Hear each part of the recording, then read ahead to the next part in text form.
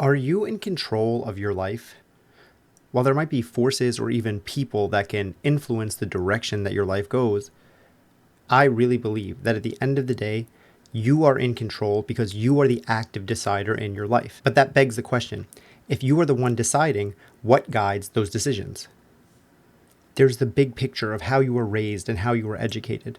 But on a day-to-day basis, what if the subtle differences between the actions you take and don't take, between finding balance and being burnt out, between your stress and your success, is simply the words you say to yourself, not the things that are happening, like your job and your work deadlines and the people you interact with, but rather the way you think about those things. Welcome to Change Made Easy. Changing your habits, routines, and behaviors is hard. We make it easy. I'm Paul Leviton, and I help high achievers just like you who feel stuck bridge the gap between where you are and where you want to be. Traditional self-help doesn't work. It's either too rigid, too generic, or too overwhelming. My approach is different. I simplify change by making it so easy it can't not happen. Using my easier framework, I'll help you create habits, routines, and behaviors that stick for good, so you can stop struggling and start thriving. It's that easy. Today, I'm excited for you to hear my conversation with Judy Belmont. Judy is a psychotherapist, a speaker, and the author of over 10 books on topics like psychotherapy and cognitive behavioral therapy, like her most recent book, 110 CBT Tips and Tools. For over 40 years, Judy has helped people untangle their negative self-talk, manage stress, and live happier, healthier lives. In today's episode, you'll hear why stress isn't always your enemy, and how chasing meaning can make stress your ally, the truth about ANTs, autonomic negative thoughts, and how to stop letting them run your life, Judy's ABCDE method for reframing irrational thoughts before they spiral, and the powerful difference between being a victim or a victor in life. If you've ever felt crushed by your own thoughts, stuck in the shoulds, or unable to forgive yourself for past mistakes, this episode will give you practical, compassionate tools to reclaim your peace of mind. And with that, let's get into this conversation with Judy Belmont. How do you define self-care? Self-care is basically what it says is making yourself a priority, taking care of yourself and doing what you need to do to be centered and healthy. A lot of times people confuse self-care with being selfish, and they think taking time for themselves is not a good thing. But I use the example of the flight attendant telling the passengers on a plane, before you help anybody else, those with young children, put your mask on yourself first. It's a very common image that people use for self care, and it bears repeating. Yeah, I totally agree. This secure your mask is something that I think about a lot. And especially in my own background, I started as a personal trainer and a nutrition coach. And in that world, that comes up a lot, where a lot of people, when they're talking about going to the gym and exercising and carving time out of their already busy day, it comes up a lot like, oh, well, I don't have time for this. I have to take my kids to soccer, I have to work, I have to do a million other things. But then if we don't ever do for ourselves, we kind of fizzle out, burn out. So how can we find balance in this world in 2025, 2026, where there's always more to do? How can we find time to prioritize simply feeling good? That's a great question, and that's really a real struggle for a lot of people, because you take time for yourself, then you think, well, I really have the dishes to do. I have to take the kids to soccer. I have all these other things, and people feel very guilty taking time for themselves. And so some of it just takes planning. And if you find that you're running on empty, you realize that's not good for anybody, because you might be short with other people. You might be more anxious or depressed, not feeling as centered. So it's all about balance. And I think of a rubber band. If you stretch it too much, it's going to snap. But if you don't stretch it enough, it's going to be limp and lifeless. So you need just enough stress so that you can feel engaged and committed, but you need to have a balance. You don't want to stretch it too much, but you also don't want to feel like you have no self-care, and then you're going to feel kind of alienated and not engaged. And it's going to be a lot of have tos. I have to do this, I have to do that. It would be good to change self-talk to I choose to. Hey, real quick, we'll be back to the show in just a few seconds. But right now, I have to tell you about the free Change Made Easy private Facebook community. If you want to join hundreds of change seekers just like you and get free trainings, resources, and direct help from me in order to help make your quest for change easy, then click the link in the show notes that says Facebook group now. You'll be directed to my private Facebook group that I created just for clients and listeners of this podcast. And as a bonus, you'll get a free hour-long training on eliminating self-sabotage. All you have to do is click Facebook group in whatever podcast app you're listening on right now. Okay, let's get back to the show. Yeah, I want to come back to that. Self-talk is something that I'm huge about, but something that you said there, I love that analogy of the rubber band. It's the Goldilocks principle. Not too hot, not too cold. We got to get it just right. But you mentioned there, if you pull it too far, it snaps. If you don't pull it enough, it's limp. And that we need to have the right amount of stress. And I'm interested in how you use the word stress, because I think a lot of people, myself potentially included, when we hear stress, we think inherently negative. I'm so stressed. Exactly. Life is stressful. So how are you using stress in that context? It's interesting. When I used to do a lot of live presentations on mental health issues, and often in my PowerPoint, I would have a screen that says stress is blank. And I would say to the people in the presentation, call out the first thing that comes to your mind. And it is usually negative stuff, debilitating, too much to do, too little time, my job, kids. But a lot of it was meant in a negative way. And then the next PowerPoint slide, I would have a wedding ceremony, someone speaking in front of a group. I would have watching your children in a sports team, or playing on a sports team, or watching a professional sports team. I'd have all these stressful situations that people ask for. And I said, stress isn't inherently bad. It's your take on stress that's bad. You want to feel stressed so you can be successful, engaged, committed. One of the sorriest kind of things that people could say is, I don't know, I don't care. They don't have enough positive stress in their life. They don't feel engaged, committed. So I would say feeling challenged, committed is stressful, but it's good. So chase meaning. Don't avoid stress. Just chase meaning. Chase meaning, but don't avoid stress is, I think, a very powerful takeaway for those listening. I really like that juxtaposition. And now it kind of latches perfectly onto what you were saying before about self-talk, because as you said, stress, you're giving these presentations, people are guessing stress is bad, stress is horrible, stress leads to burnout, stress is all these things. And then to your point, there are plenty of times in life where not only do we theoretically enjoy stress, but we choose it. You go to a sports game to be agitated over the ref's wrong calls. You plan the wedding, which pretty much every person that I know that's married has said it was the most stressful day of their lives. Right, And right. yet everyone continues to do it, and then also calls it the best day of their lives. Right. So all of this then comes back to, if the differentiator is simply what goes on in our head, two-part question. A is, why would it ever be negative? If it's as simple as a choice to be positive or be negative, why are so many of our decisions negative? And then B, how do we start to slide that scale to be the person who sees the stressful thing as a worthwhile challenge rather than the thing that is soul crushing? Another great question. I differentiate between being a stress manager and a stress carrier. A stress manager embraces stress and feels like they're in control of it. Stress gets negative when it's out of your control. If you say, oh, my coworker stresses me out, you think you're a victim. So you're not able to be what I call a victor.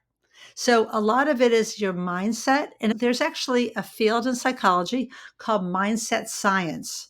If you think stress is negative, you're going to carry it instead of manage it. So it's all about having a sense of control. I'm in control of my emotions. I'm in control of my stress. And it's up to us if stress is motivating or debilitating. Stress is a great motivator. And it's only negative when there's things we don't have control over. For instance, when there's things that you really can't control, particularly if there's life threatening. But most things in life that people are stressed about are often not life threatening, and they still treat it like it's the worst thing that ever happened to them. Yeah, it's a great point. Theoretically, there are things that are outside of our control and things that are too big to not worry about, but that isn't most things. And I think that reveals one of the inherent challenges in all of this is that it feels like that to me when I'm going through my thing, whatever my thing is. My thing could be a flat tire. My thing could be missing my alarm and being late for a meeting. My thing could be my kid not getting into the college they wanted. That thing to my body and my subconscious feels as real as a cancer diagnosis, as the tiger that's going to eat me when I was Mhm. a hunter in the Serengeti 10,000 years ago. Uh-huh. So, how do I start to separate those things when logically, usually in my experience as a coach and just as a human, in my experience after the fact, we can see that. Right. After the fact, when everything is calmed down, when I'm removed from it, I can go, wow, I really overreacted, or wow, that wasn't as big of a deal as I thought it was. But in the moment is when it matters. And in the moment, it feels so real to me. So, do you have any techniques or Yes, any tips for people? Yeah, go ahead, this please. is a great segue into basically the basis of my books and the basics of the therapy. I'm a retired therapist, but the basics of my therapeutic relationships. And that is separating thoughts and feelings. When you're saying it feels like, a cancer diagnosis, it feels like that. It only feels that way because our thoughts are erroneous. We're filled with cognitive distortions. So let's take your kid not getting into the college of their choice. It's terrible. It's awful. The self talk is irrational, and then you're going to feel bad. So often people don't realize their feelings result from irrational thoughts. And those irrational thoughts are characterized by cognitive distortions. All or nothing thinking, fortune telling, I'll never get over this. It's terrible this happened to me. Those are a couple examples of cognitive distortions. So, what I had my clients do is write down the thought and ask, is it rational or irrational? Is it fact or fiction? Is it temporary thinking or permanent thinking? For example, I'll never get over this, or I'm a failure.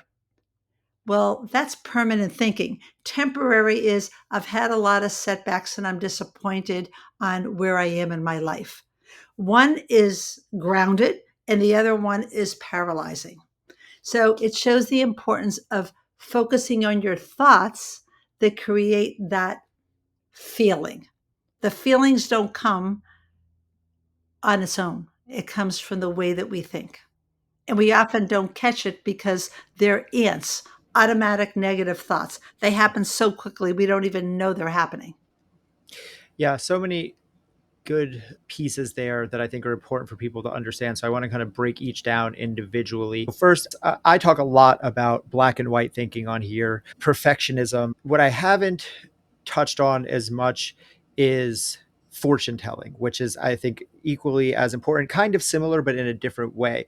So if I'm understanding correctly, all or nothing thinking would be something like, I can't finish this project on time. So there's no point in trying. Or I haven't been able to be successful at XYZ in the past. Every time I've tried to lose weight in the past, it hasn't worked. So Okay. I can never lose weight. Right. So That would be all or nothing thinking, and also fortune telling. A lot of times your sentences might have 2 or 3 cognitive distortions in that sentence. now how do I start to unravel that when it's not purposeful? Like, again, it goes, if I was doing it on purpose, like, I would just stop doing it. But how can I stop doing something that's happening without my knowledge even? You have to identify the ants. And one technique that I have in my books is the ABCs. It's like an ABC log, but it's an emotional log. A is an act or an event, and C is the consequence. Boyfriend broke up with me. The consequence is feeling devastated, and behavior, crying and not being able to go out of the house. Did boyfriend break up with you have to cause C, A to C? No. What is that B in the middle that makes her break it? So in a log, I would have a client, for instance, say the situation, focus on their reactions, feelings, and their behaviors. And then the middle is, what were my beliefs? I'll never love again. He was the only one for me. I'm nothing without him. Talk about all or nothing thinking. And then the D is dispute. Who says that I won't find anybody else?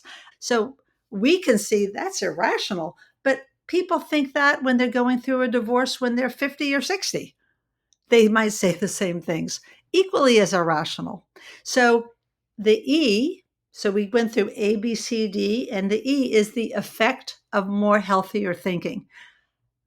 I am in pain right now, and I hope to meet someone else. And I've learned a lot through this relationship. Having a log like that can help isolate the thoughts and also to identify the type of distortion it is. Yeah, I think that's super powerful.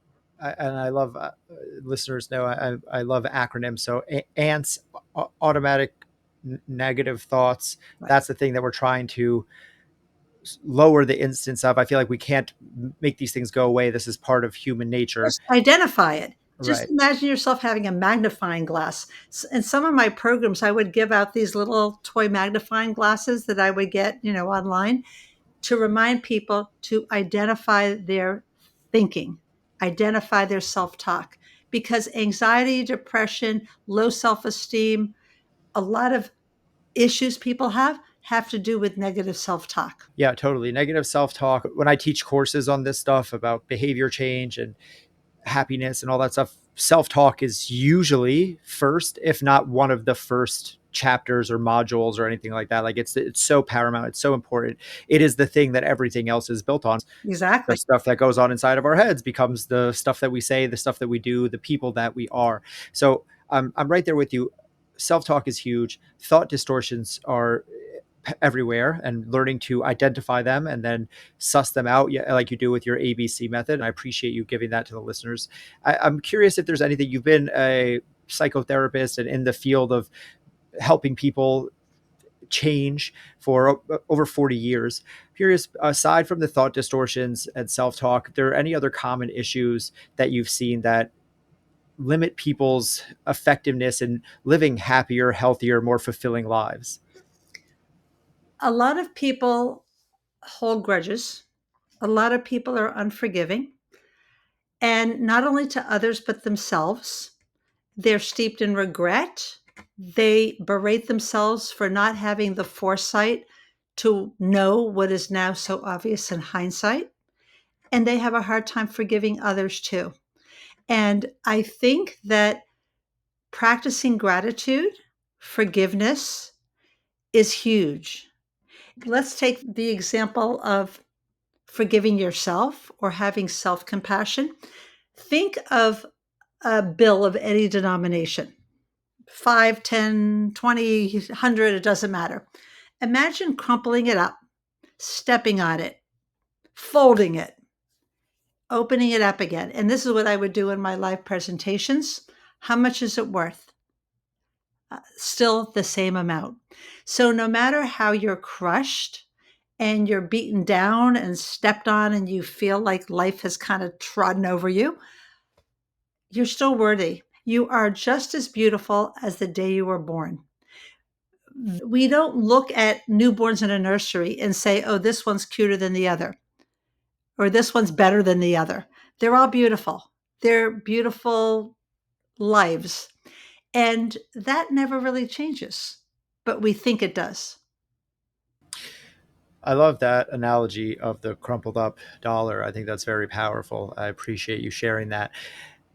I'm curious, either in your opinion or if you have actual learned reason for why this is, why do you believe that it's so hard for us to forgive ourselves? We'll often forgive other people, although people do hold grudges, like you said. It's usually much easier to forgive someone. We hold ourselves to a much higher standard. Someone else makes a mistake. It's like, yeah, well, obviously everyone makes mistakes. But when I make a mistake, I should have known better. Exactly. So the shoulds is a type of cognitive distortion when you should on yourself or others. I should have known better. I should have done that. So that would be an example. But I actually have an exercise in my latest book, 110 CBT Tips and Tools. And that is write down the negative things you say to yourself that keep you stuck. And then imagine that someone you really admire, someone that you really love and is close to you, says the same thing. How would your reaction be different? You would be empathetic. You would be nice. We reserve the worst things to say to ourselves. And that is a very common thing. People are much harder than on themselves, but they think that they deserve it. I've had clients that say, I feel like if I don't kind of like prod myself, then I'm going to slack off. They think that it helps motivate them. It just really makes you sadder. So I love that you said that. And this is maybe a little bit for myself personally, but you brought up the concept of like deserving, and Mhm. fairness is another one that I kind of group into this. It's like that are all should. We have this, I think, inherently built into us of like what is fair, what is just, and we don't like when things aren't fair. So that could be, I do the same amount of work as Larry and Larry gets paid more than me. That inherently feels wrong. But in life, there is no morality or judge that sits on high and tells us what to do or dictates what is right and wrong and good and bad. But we still stay beholden to these value systems. And so many people, their actions are guided by this innate sense of justice, deserving, fairness, morality. And it holds people back from actually doing what they need to do. So, how do you work with someone to start to not see everything in such a, I guess, black and white way? Now we're coming back full circle. Yeah, exactly. Yeah. It's great questions and great comment. So Albert Ellis had a type of therapy that was the precursor to cognitive behavior therapy called RET, rational motive therapy. And he had like 10 basic irrational assumptions that cause people a lot of pain. And one of them is the world and other. I think this is exactly what was like his point. I think for word, the world and other people should be fair. Injustice and mercy must triumph. That was actually on a handout that I gave with the 10 irrational beliefs, according to Albert Ellis. And that's exactly right. People think that life should be fair. But you know what? I'll never forget when I was in college, a professor, someone whined about a grade or something like that. It was a big lecture hall. And she said, it's not fair. And he looked at her and said, you know what? Some people die before others, and that's not fair. Life is not fair. And I thought, wow, what a strange thing to say. It was a psychology professor. And I'm thinking, wow. And a couple years later, when I was in graduate school and learned about Albert Ellis, and I thought, wow, I remember that. Like, and there was a stillness in the class because she acted irrationally and called out in front of probably 200 people, it's not fair. And he said, life's not fair. And you know what? It would be nice if life was fair, but it isn't. And we could try to do as much as we can to stand up for what we believe in. But when we have the shoulds and stand on ceremony, then we are going to be a victim instead of a victor, because we're going to be controlled by these expectations that are fallible. Yeah, so important. And I've done countless episodes on these topics in the past, and I've had so many guests on talking about this same type of stuff. And I will continue to have these same conversations because I think that this is at the crux of everything. Like, Yeah, the stuff that you're talking about right now is at the root of all discontent, discomfort, suffering, sadness, like all of the negative emotions. exactly. I mean, and this is Buddhism, this is the Tao, this is everything, wanting things to be different than they are. I call it arguing with reality of it should be like this, but it's not. Wanting's Want okay. Expecting is not okay. I love that. Can you differentiate those for me? Sure. So if you go to a furniture store, you're not expecting to buy milk. And a lot of people expect people to give them things, or they expect life to give them things that life or other people don't have to give. And so when you expect something that you can want it as much as you want. Let's say you want this person to really like you and not want to break up with you. Wanting is fine. Expecting it is something different, because I'm doing everything right. They should love me.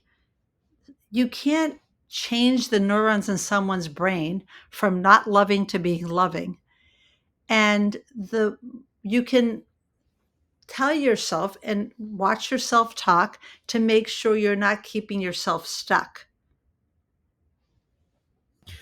Yeah, I think that is so important. Specifically, that you can't expect people to be a certain way, and that you can't expect life to be a certain way. Going back to life isn't fair. I expect life to be Right. fair, Yeah. and as long as I expect that, I'm going to be in for a lot of disappointment. And the way I explain this to clients is, like you just said, wanting is fine. It's a natural part of That's fine. life. Even expectations, I think that it's the emotional attachment that we get to these things. I want Susie to have feelings for me. Okay, me too.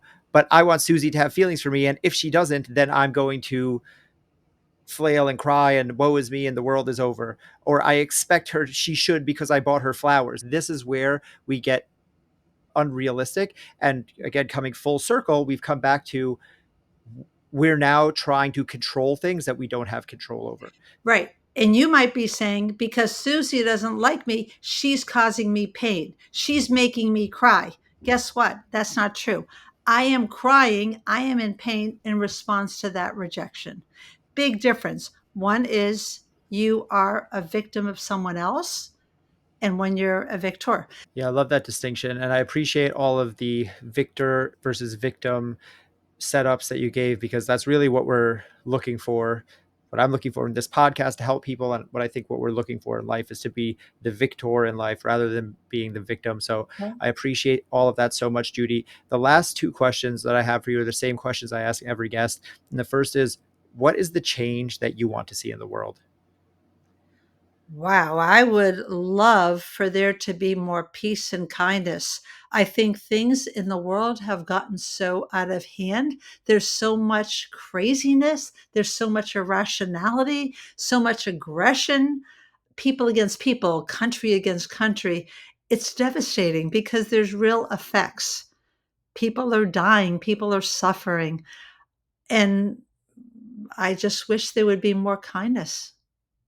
I mean, I don't know who could disagree with that. So I'm right there with you. Last question. If you had one action step that listeners could take right now, today, as soon as this episode ends, as soon as they take their headphones off, to start making whatever change they're looking to make in their life just a little bit easier, what would that action step be? Remember that you're just as worthy as the day you were born, and you're beautiful the way you are. Don't forget about the free Change Made Easy private Facebook community. Come join hundreds of change seekers just like you and receive free trainings, resources, and direct help from me that will help make your quest for change easy. Just go into the show notes of whatever app you're on right now and click the link that says Facebook group. You'll be directed to my private Facebook community that's just for clients and listeners of this podcast. And as a bonus, you'll get a free hour-long training on eliminating self-sabotage. All you have to do is click Facebook group in whatever app you're listening on right now.